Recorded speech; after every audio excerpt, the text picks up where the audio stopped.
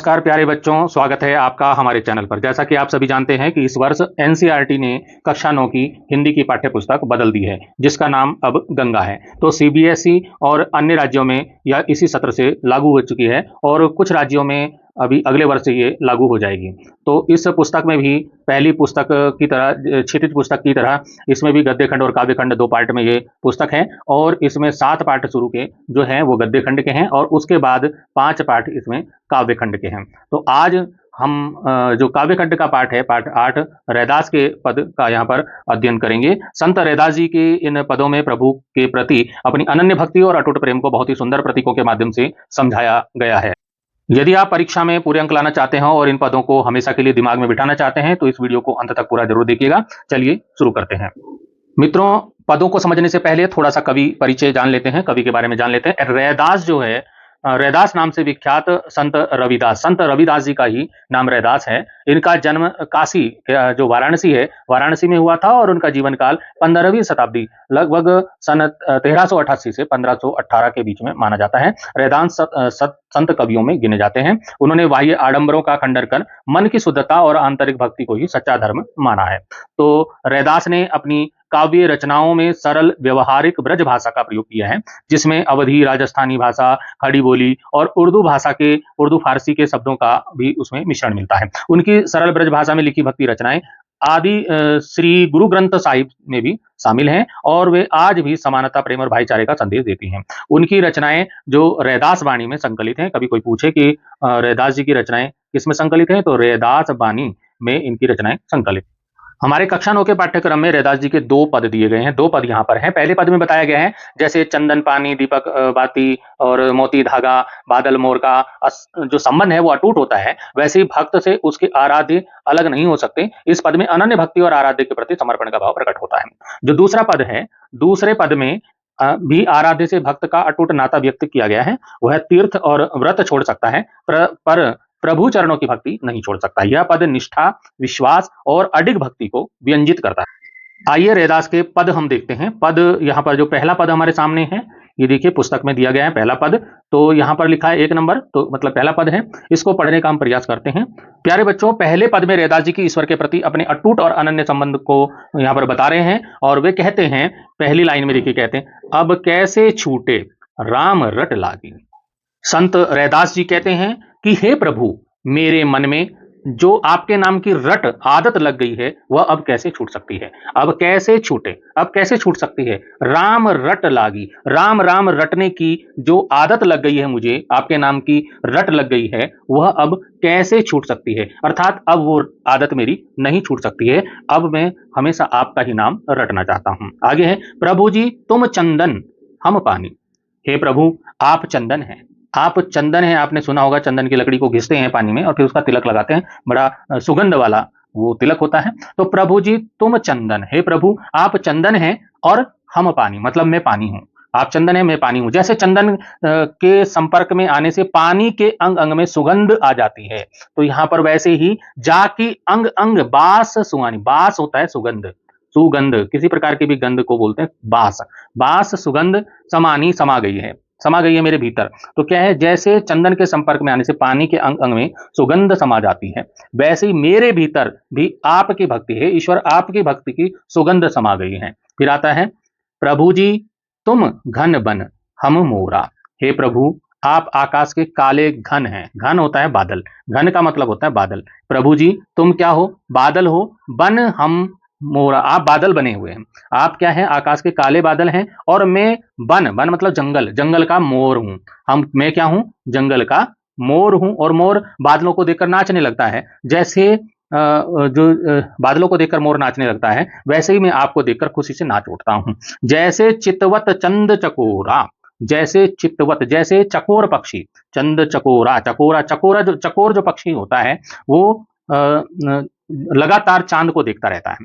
तो जैसे चकोर पक्षी बिना पलक झपकाए अनिमेष चांद को देखता रहता है, वैसे ही मैं भी आपको देखता रहता हूं। फिर आता है, प्रभु जी तुम दीपक। हे प्रभु जी आप दीपक हैं, हम बाती, और मैं दीपक में जलने वाली रुई की बत्ती हूं। बाती मतलब बत्ती। मैं दीपक में, दिए में जलने वाली रुई की बत्ती हूं। जाकी ज्योति बरे, जाकी ज्योति जिसकी ज्योति बरती रहती, बरती मतलब जलती, बरना मतलब जलना, जलती रहती है, जिसकी बत्ती जलती रहती है दिन रात ही दिन रात। मैं, आप दीपक हैं और मैं उसमें जलाने वाली रुई की बत्ती हूं, जिसकी ज्योति दिन रात जलती रहती है। प्रभु जी तुम मोती, हे प्रभु जी तुम मोती हो, आप सुंदर पवित्र मोती हैं, और मैं उसमें पिरोया गया धागा हूं। हम धागा, हम क्या है? धागा। मैं एक साधारण धागा हूं जिसमें मोती पिरोए जाते हैं और माला बनाई जाती है। जैसे सोने मिलत सुहागा, और हमारा मिलन ऐसा है प्रभु जी, आपका और हमारा मिलन ऐसा है जैसे सोने में सुहागा मिल जाता है। तो सुहागा जब सोने में मिलता है तो उसकी शुद्धता और चमक को बढ़ा देता है। तो उसी प्रकार से जैसे सुहागा सोने में मिल जाता है, उसी प्रकार से आपकी और मेरी क्या है? हमारा मिलन है। अंत में रैदास जी कहते हैं, प्रभु जी तुम स्वामी, हे प्रभु आप मेरे स्वामी हो, मेरे मालिक हो, और हम दासा, और मैं आपका दास हूं, सेवक हूं, तुच्छ दास हूं। ऐसी भक्ति करे रैदासा। रैदास जी कहते हैं, मैं आपके चरणों में ऐसी ही दास के भाव वाली भक्ति करना चाहता हूं, दास भक्ति अर्पित करता हूं। बच्चे इसका संदर्भ अपनी कॉपी में लिख सकते हैं कि यह पद भक्ति काल के प्रसिद्ध कवि संत रैदास द्वारा रचित है। रैदास निर्गुणी संत हैं, उनकी आस्था निराकार ईश्वर में है, वे उन्हीं को सर्वस्व मानते हैं। इस प्रकार से इसका प्रसंग लिख सकते हैं, संत रैदास ने स्वयं को प्रभु के चरणों में समर्पित कर दिया है, वे अपनी अनन्य भक्ति प्रकट करते हुए कहते हैं। फिर आप इसका हिंदी अनुवाद या व्याख्या लिख सकते हैं इस प्रकार से कि हे प्रभु, हमारे मन में जो तुम्हारे नाम की रट लग गई है वो कैसे छूट सकती है? अब तो मैं तुम्हारा परम भक्त हो गया हूं, तुम्हारा अनन्य प्रेमी हो गया हूं, तुम में और मुझ में वही संबंध स्थापित हो गया है जो चंदन और पानी में होता है। जैसे चंदन के संपर्क में रहने से पानी में उसकी सुगंध फैल जाती है, उसी प्रकार से मेरे भी तन मन में तुम्हारे प्रेम की सुगंध व्याप्त हो गई है। मैं पानी हूं, तुम चंदन हो। प्रभु जी तुम आकाश में छाए काले बादलों के समान हो, और मैं जंगल में नाचने वाला मोर हूं। जैसे वर्षा बरसाते बादलों को घुमड़ते देखकर मोर खुशी से नाचने लगते हैं, उसी भांति मैं तुम्हारे दर्शन पाकर खुशी से भावमुग्ध हो उठता हूं। जैसे चकोर पक्षी सदा अपने प्रेम पात्र चंद्रमा की ओर ताकता रहता है, चंद्रमा की ओर देखता रहता है, उसी भांति मैं भी सदा तुम्हारे प्रेम को पाने के लिए तरसता रहता हूं। तुम चंद्रमा हो तो मैं चकोर हूं। हे प्रभु तुम दीपक हो, मैं तुम्हारी बाती हूं, मैं बाती के समान सदा तुम्हारे प्रेम में जलता रहता हूं। तुम्हारे प्रेम की चमक दिन रात मेरे मन में समाई रहती है। प्रभु तुम मोती के समान उज्जवल पवित्र और सुंदर हो, मैं उसमें पिरोया गया धागा हूं। मेरा तन मन तुम्हारी ही कांति से, तुम्हारी ही कांति मतलब चमक से ओतप्रोत है, चमकता है। तुम्हारा और मेरा मिलन सोने और सुहागे के मिलन के समान पवित्र है। जैसे सुहागे के संपर्क में आकर सोना अधिक खरा हो जाता है, अधिक शुद्ध हो जाता है, उसी भांति मैं तुम्हारे संपर्क में रहने से शुद्ध बुद्ध हो जाता हूं। प्रभु जी तुम मेरे स्वामी हो, मैं तुम्हारा दास हूं, सेवक हूं, मैं रविदास तुम्हारे चरणों में इसी प्रकार की दास्य भक्ति अर्पित करता हूं। मित्रों, अब हम आते हैं दूसरे पद पर, जहां कवि अपनी अडिग निष्ठा और विश्वास को प्रकट कर रहे हैं। तो कहते हैं, जो तुम तोरो राम में नहीं तोरो, तुम सो तोरी कवन सो जोरो, तीरथ बरत न करूं अंदेशा, तुम्हारे चरण कमल एक भरोसा, जह जह जाओ तुम्हारी पूजा, तुम सा देव और नहीं दूजा, मैं अपनो मन हरि से जोरो, हरि सो जोरी सबन सो तोरो, सब ही पहर तुम्हारी आशा, मन क्रम वचन कहे रैदासा, मन क्रम वचन कहे रैदासा। अब यहां से समझना शुरू करते हैं रैदास जी क्या कहते हैं। जो तुम तोरो राम में नहीं तोरो। रैदास जी कहते हैं, हे राम, हे भगवान, यदि आप मुझसे संबंध तोड़ना भी चाहें, जो तुम तोड़ो राम, जो तुम मुझसे संबंध तोड़ना चाहते हो तो भी मैं नहीं तोड़ो, मैं आपसे संबंध नहीं तोड़ना चाहता हूं, मैं नहीं तोड़ो। यदि आप मुझसे संबंध तोड़ना भी चाहें तो भी मैं आपसे अपना नाता नहीं तोड़ूंगा। तुम सो तोरी, तुमसे तोड़कर, तुमसे नाता तोड़कर, तुम सो, तुमसे तोरी, तुमसे नाता तोड़कर, भला आपसे नाता तोड़कर, कवन किससे सो जोड़ो, किससे जोड़ूंगा। अगर मैं आपसे नाता तोड़ भी लूं, मैं आपसे नाता तोड़कर मैं किसी और से कैसे जोड़ सकता हूं? मैं किससे नाता तोड़ूं? जिसका ईश्वर से नाता टूट गया उसका तो किसी से नाता जुड़ ही नहीं सकता।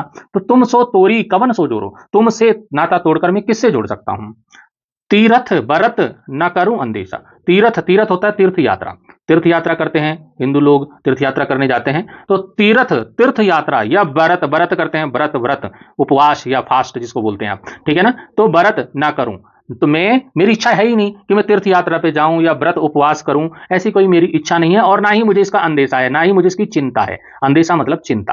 तो तीर्थ यात्रा या व्रत उपवास करने की इच्छा या चिंता, कोई भी चिंता मुझे नहीं है। तुम्हारे चरण, तुम्हारे चरण कमल, तुम्हारे तुम्हारे चरण कमल, तुम्हारे जो चरण है वो कमल के समान है, कमल के पुष्प के जैसे।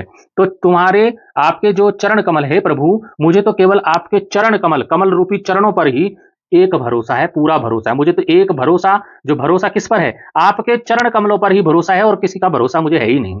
तो जहां जहां जाओ तुम्हारी पूजा, जहां जहां भी मैं जीवन में जहां जहां भी जाता हूं, मुझे हर जगह आपकी ही मूर्त दिखती है और मैं आपकी ही पूजा करता हूं। जहां जहां भी जाता हूं तुम्हारी ही पूजा करता हूं।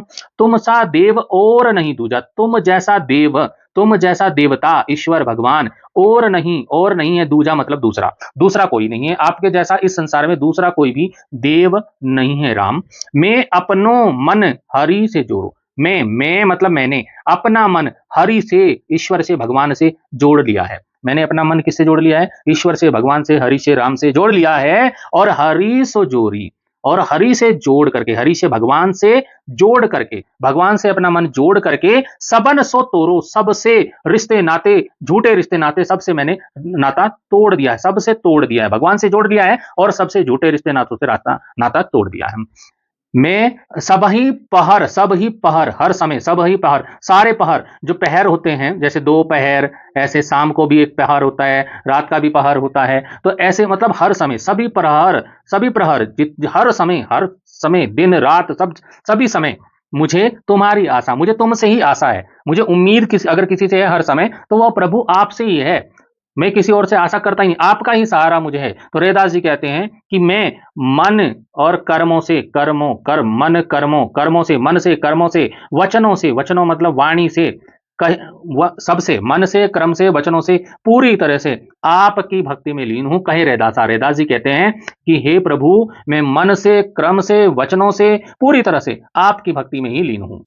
प्यारे बच्चों, यहाँ देखिए चरण कमल जो शब्द आया है, यहाँ पर रूपक अलंकार है। तो कभी कभी अलंकार भी पूछ लिया जाता है कि इसमें कौन सा अलंकार है। अगर इसका भी संदर्भ प्रसंग लिखने को आता है तो आपको क्या करना है? संदर्भ लिखना है। यह पद भक्ति काल के प्रसिद्ध कवि संत रैदास द्वारा रचित है। रैदास निर्गुणी संत हैं, उनकी आस्था निराकार ईश्वर में है, वे उन्हीं को सर्वस्व मानते हैं। जो संदर्भ पहले पद में लिखा है वैसा ही संदर्भ दूसरे में लिखना है, कुछ भी बदलाव नहीं करना है। अब आता है प्रसंग। प्रसंग मतलब इस वाले पद में क्या प्रसंग है? तो रैदास अपने आराध्य राम से अपना अटूट संबंध प्रकट करते हुए कह रहे हैं। तो यहाँ पर व्याख्या मतलब हिंदी अनुवाद जो अभी मैंने बताया उसको भी आप इस प्रकार से कॉपी में लिख सकते हैं। हे प्रभु राम, यदि तुम मुझसे संबंध तोड़ना भी चाहोगे तो भी मैं नहीं तोड़ूंगा। मेरा तो तुम्हारे बिना और कोई नहीं। यदि मैं तुमसे संबंध तोड़ लूं तो फिर और किससे जोड़ूं? मुझे तो ना तीर्थ यात्रा में रुचि है, ना व्रत उपवास में। मैं इनकी महिमा से डरता भी नहीं हूं, मुझे इसकी कोई चिंता भी नहीं है। मुझे यह चिंता भी नहीं है कि व्रत उपवास के बिना मेरा कुछ बिगड़ जाएगा। मैं तो बस तुम्हारे चरण कमलों के ही भरोसे जी रहा हूं। मैं जहां जहां भी जाता हूं वहीं तुम्हारी ही पूजा करता हूं। तुम्हारे जैसा और कोई देवता नहीं है। तुम सर्वोच्च और सर्वोपरि देवता हो। मैंने अपना मन ईश्वर से जोड़ लिया है। हे ईश्वर, आपसे संबंध जोड़कर मैंने अन्य सभी से रिश्ते नाते तोड़ दिए हैं। रैदास कहते हैं, हे राम, हे प्रभु, मुझे दिन रात सभी प्रहरों में तुम्हारी ही आशा रहती है, तुम्हारा ही भरोसा रहता है। मैं मन से, कर्म से, वचनों से आपकी भक्ति में ही लीन रहता हूं।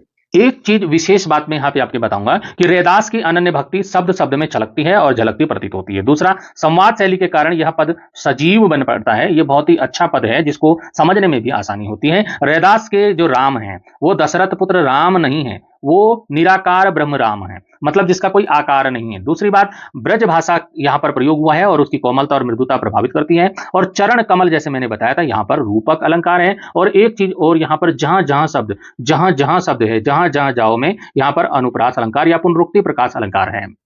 तो प्यारे बच्चों, आज हमने संत रैदास जी के दोनों पदों का सरल हिंदी अनुवाद अच्छे से समझ लिया है। परीक्षा में अक्सर पूछा जाता है कि सोने मिलत सुहागा का क्या अर्थ है, या रैदास जी ने किन प्रतीकों का प्रयोग किया है। मुझे उम्मीद है अब आपके इन उत्तर आसानी से आप लिख पाएंगे। अगर आपको यह वीडियो थोड़ा सा भी मददगार लगा हो तो वीडियो को लाइक करें, अपने कक्षा 9 के दोस्तों के साथ शेयर करें और चैनल को सब्सक्राइब करना बिल्कुल ना भूलें, ताकि अगले पाठ तुलसीदास जी के पद का वीडियो आपको सबसे पहले मिल सके। पढ़ते रहिए, बढ़ते रहिए। धन्यवाद।